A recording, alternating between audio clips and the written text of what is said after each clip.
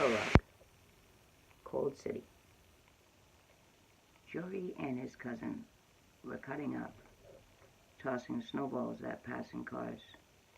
From Geordie's street corner on Milwaukee's near south side, cars driving on 6th Street past squat duplexes with porches, with porch steps ending at a sidewalk edged in dandelions. Those heading north approached the Basilica of St. Josaphat, whose crowning dome looked to Joey like a giant overturned plunger. It was January of 2008, and the city was experiencing the snowiest winter on record. Every so often, a car turned off 6th Street to navigate Arthur Avenue, hemmed in by the snow, and that's when the boys would take aim. Jordy packed a tight one and let it fly. The car jerked to a stop, and a man jumped out. The boys ran inside and locked the door to the apartment where Jordy lived with his mother, Arlene, and younger brother, Jafaris. The lock was cheap, and the man broke down the door with a few hard-heeled kicks. He left before anything else happened. When the landlord found out about the door, she decided to evict Arlene and her boys. They had been there for 8 months. The day Arlene and her boys had to be out was cold, but if she waited any longer, the landlord would summon the sheriff, who would arrive with a gun, a team of boot-footed movers, and a folded judge's order saying that her house was no longer hers. She would be given 2 options, truck or curb. Truck would mean that her things would be loaded into an 18-footer and later checked into bonded storage. She could get everything back after paying $350. Arlene didn't have $350, so she would have opted for the curb, which would mean watching the movers pile everything onto the sidewalk.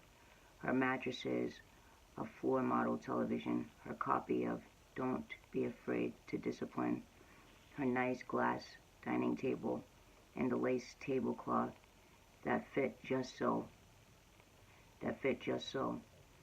Silk, plants, Bibles, the meat cuts in the freezer, the shower curtain, Jafaris's asthma machine. Arlene took her sons, Jordy was 13, Jafaris was 5, to a homeless shelter, which everyone called the lodge, so you could tell your kids, "We're staying at the lodge tonight," like it was a motel. The 2-story stucco building could have passed for one, except for all the Salvation Army signs. Arlene stayed in the 120-bed shelter until April, when she found a house on 19th and Hampton, in the predominantly black inner city on Milwaukee's north side, not far from her childhood home. It had thick trim around the windows and doors and was once Kindle green, but the paint had faded and chipped so much over the years that the bare wood siding was now exposed, making the house look camouflaged. At one point, someone had started repainting the house plain white, but had given up mid-brushstroke, leaving more than half unfinished. There was often no water in the house, and Jordy had to bucket out what was in the toilet. But Arlene loved that it was spacious and set apart from other houses.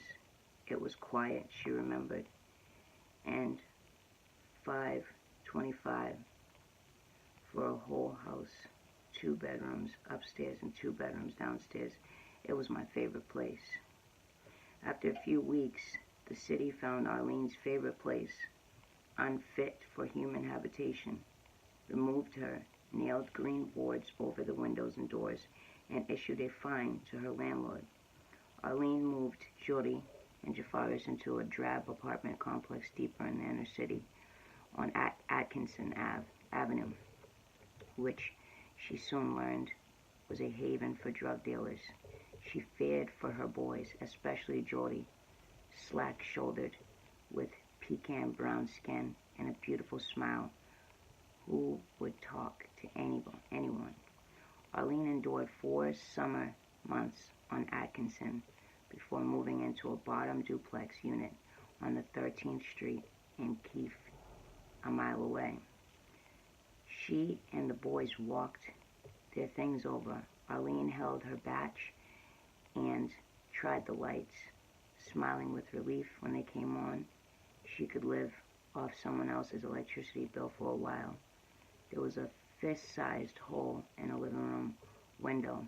The front door had to be locked with an ugly wooden plank dropped into metal brackets, and the carpet was filthy and ground in. But the kitchen was spacious and the living room well lit.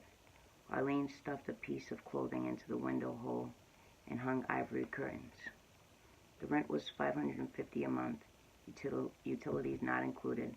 The going rate in 2008 for a 2-bedroom unit in one of the worst neighborhoods in America's 4th poorest city. Arlene couldn't find a cheaper place, at least not one fit for human habitation, and most landlords wouldn't rent her a smaller one on account of her boys. The rent would take 88% of Arlene's $628 a month welfare check. Maybe she could make it work. Maybe they could at least stay through winter until crocuses and tulips stabbed through the thawed ground of spring. Arlene's favorite season. There was a knock at the door. It was the landlord, Sharina Tarver. Sharina, a black woman with bobbed hair and fresh nails, was loaded down with groceries. She had spent $40 of her own money and picked up the rest at a food pantry.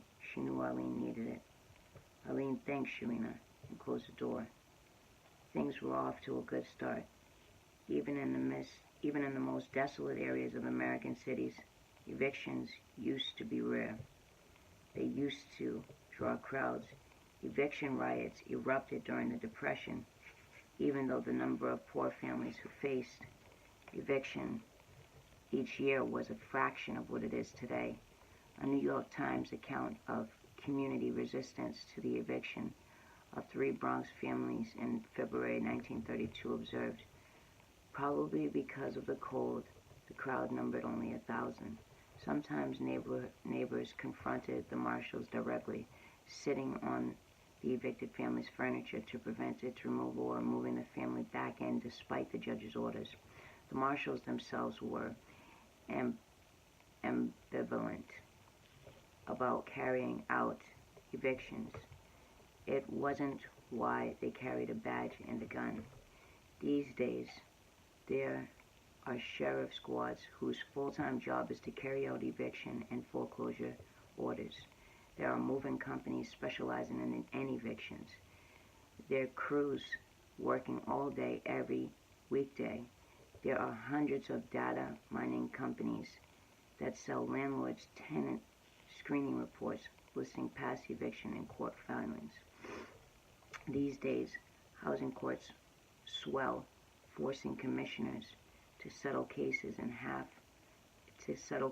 hallways or makeshift offices crammed with old desks and broken file cabinets.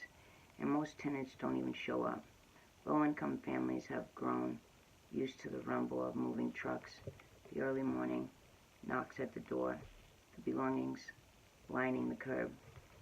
Families have watched their incomes stagnate, or even fall, while their housing costs have soared.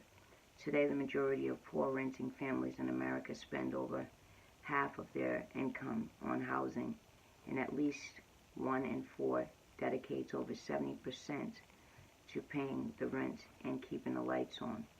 Millions of Americans are evicted every year because they can't make rent. In Milwaukee, a city of fewer than 105,000 renter households, landlords evict roughly 16,000 adults and children each year.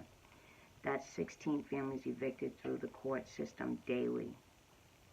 But there are other ways, cheaper and quicker ways for landlords to remove a family than through court order.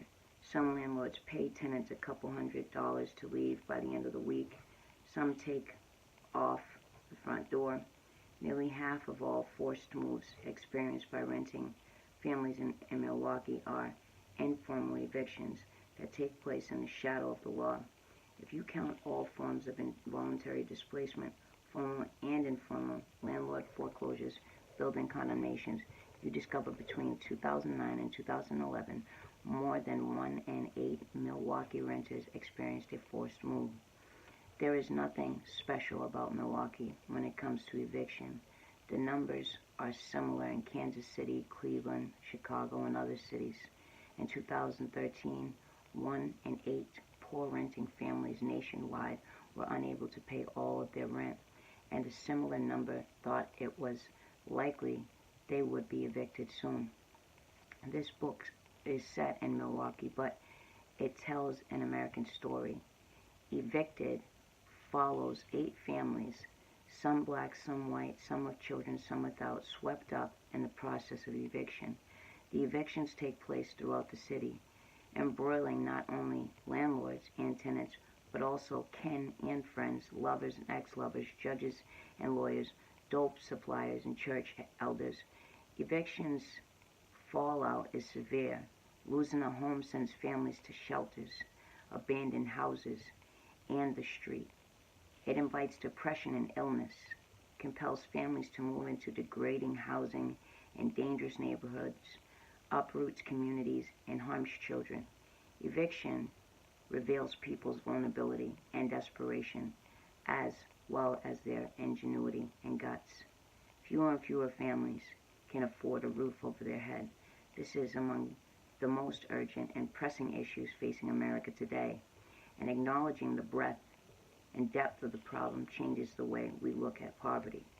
For decades, we've focused mainly on jobs, public assistance, parenting, and mass incarceration.